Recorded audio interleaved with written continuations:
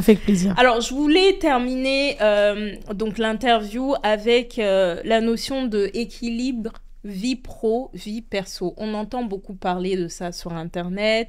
Il y a pas mal de coachs en développement qui en parlent. Quel est ton avis sur ce sujet? Équilibre vie pro, vie perso. C'est difficile de jongler avec les deux, honnêtement. Surtout quand on est passionné et dans les deux. Moi, je suis amoureuse de ma famille. Je suis fière de ma famille. Je vois aussi dans le monde dans lequel on évolue et je vois que ce qui était normal avant, c'est plus normal. Aujourd'hui, c'est un truc de fou, genre d'être avec son mari, avec ses enfants. Rien que ça, genre en gros, c'est ah ouais, ça fait 18 ans que vous êtes ensemble. Genre, en fait, ça devrait être normal. Tu vois, mais... Non, malheureusement. Ouais, mais voilà, malheureusement. Donc, du coup, je me rends compte que c'est précieux, vraiment. Donc, moi, j'ai vraiment réfléchi en mode, je fais pas de sacrifice dans ce qui est sacré. Il n'y a pas de sacrifice.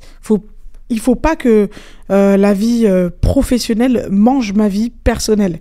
Si je fais tout ça, c'est pour mes enfants, c'est pour mon mari, c'est pour ma famille, c'est pour moi, c'est pour qu'on soit bien, c'est pour qu'on puisse le permettre.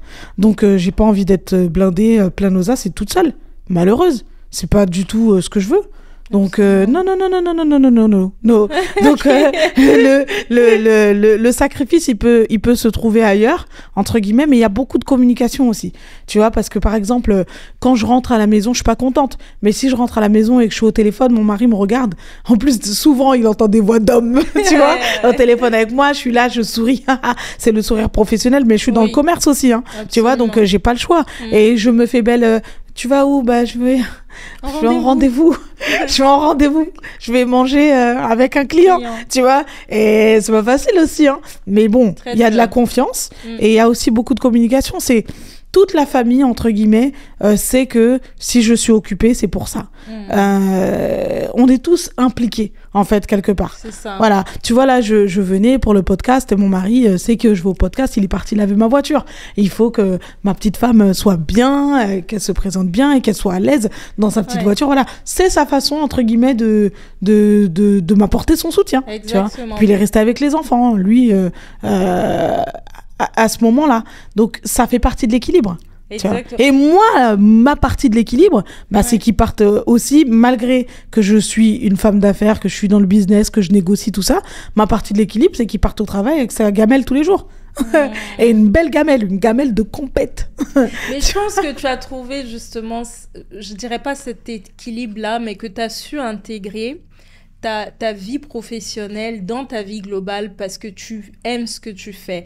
Je vais te donner un exemple. Donc, il y a Bozo Massenjon, qui est l'ancienne directrice marketing de Netflix et de Uber, qui disait que, en fait, ce machin-là qu'on appelle, ou ce concept d'équilibre vie pro, vie perso, elle pense que c'est très dangereux, surtout pour les femmes noires.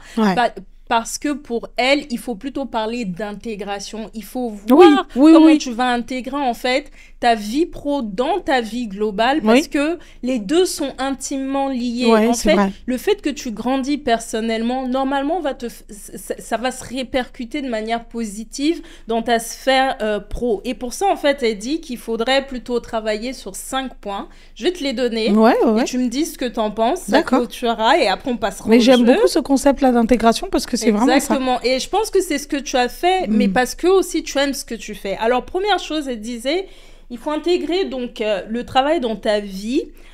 Et en fait, pour cela, ton travail doit être aligné avec tes valeurs et tes priorités. Deuxième chose, elle dit qu'il faut se mettre des limites et qu'il faut créer les conditions de ces limites-là en communiquant clairement. Donc, par exemple, en sachant dire non, en n'allant pas partout. Toi, par exemple, tu n'es pas dans tous les déjeuners, dans tous les podcasts, etc. C'est clair. Non, mais c'est vrai. Hein. Et elle dit que c'est important de poser ces limites-là pour protéger ta famille, pour protéger ta santé et ta santé mentale. Troisième chose, elle dit qu'il faut toujours prioriser. Donc, en gros, tes priorités vont vont guider ton temps. Tu l'as dit tout à l'heure, pour toi, ta famille, ça reste une priorité. Et donc, tu tu donnes du temps à cela, tu fais en sorte qu'il y ait du temps. C'est pas parfait, mais ça fait partie de tes priorités. Quatrième chose, elle disait, voilà, trouver une forme d'accomplissement dans ce que l'on fait, parce qu'il n'y a pas d'équilibre. Si tu n'as pas, en fait, d'accomplissement, plus ça va être drainant pour toi, en fait, de faire la chose, et plus ça va être répétitif, et bref, ça va mal finir. Dernière chose, c'est si tu n'arrives pas à trouver finalement cet accomplissement-là, peut-être te recentrer sur un projet qui est aligné avec ta passion et tes valeurs pour que cette intégration-là soit plus facile. Donc, qu'est-ce que tu penses de tout cela ?